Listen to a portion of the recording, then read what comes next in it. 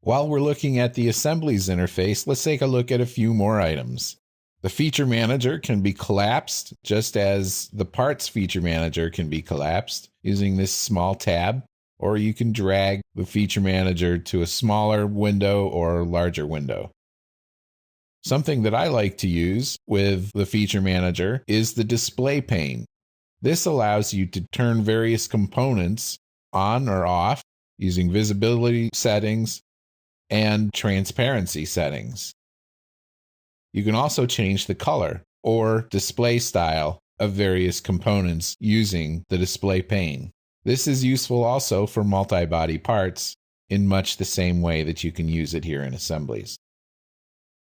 Another nice tool is the Feature Manager filter, and if I type the word bolt, for example, SOLIDWORKS hides all the rest of the parts and just shows me the bolts both in the Feature Manager and in the graphics window.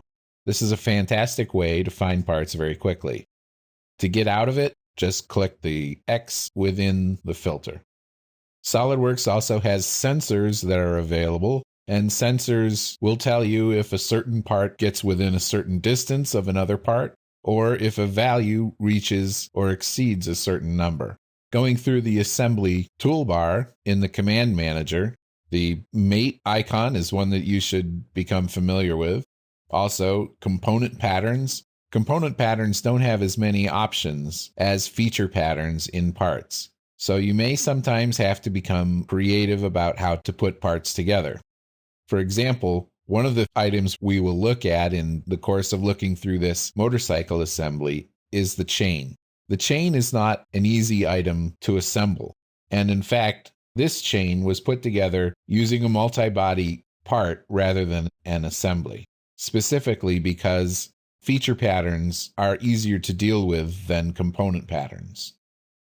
The Move Component tool is, again, something we will take a look at, and it offers multiple ways to move parts in SOLIDWORKS. You can drag with the cursor, you can move numerically by entering information, or drag along specific axes. You can simply drag parts, or you can have SOLIDWORKS tell you when parts collide with one another. Physical dynamics allows one part to collide with another and then push it around in the screen. You can even assign a dynamic clearance between parts to show the minimum gap at any time between parts. These are some very useful tools that we will examine in more detail later on. SOLIDWORKS also offers some ways to manage a more complex feature manager, such as the Show Hidden Components tool. If you have a large assembly with over 1,000 parts, sometimes parts that are hidden can get lost in the mix, and the Show Hidden Components tool can help you deal with that. SOLIDWORKS also has assembly features that are available. These assembly features only apply at the assembly level. They do not apply in the part level. So in the case of a frame, you might assemble a frame and then grind off a section, or put two plates together and drill a hole through them. So the hole is only there after the plates have been put together. The hole is not drilled in individual components. Also, SOLIDWORKS is continually adding new features such as fillet, chamfer, and swept cut. Again, we'll take a look at these in more detail later on. We will also look at ways you can create motion within SOLIDWORKS. And since we are just talking about SOLIDWORKS Standard here, we're only accessing the basic functionality in creating motion. We are not talking about dynamic analysis. A bill of materials is a list of the components that it takes to make up an assembly. And bill of materials are generally used on assembly drawings, but they can also be placed inside the window in an assembly document.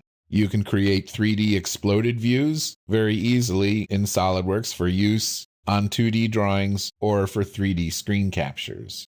SpeedPack is a way of setting up SOLIDWORKS subassemblies and components to help you more efficiently manage large assemblies. And snapshots can be taken and stored in the Display Manager. Now, the Display Manager is the tab with the appearance ball on it. And remember that Display Manager has view appearances view decals, view scene lights and cameras available within it. The display manager is at the same level as the feature manager, the property manager, and the configuration manager. SOLIDWORKS assemblies, like SOLIDWORKS parts, also have configurations. Assembly configurations allow you to suppress and resolve components, change component colors, suppress and resolve mates, and change the value of mates. There are many other things you can do with assembly configurations, which we will examine in a lesson later on in this chapter.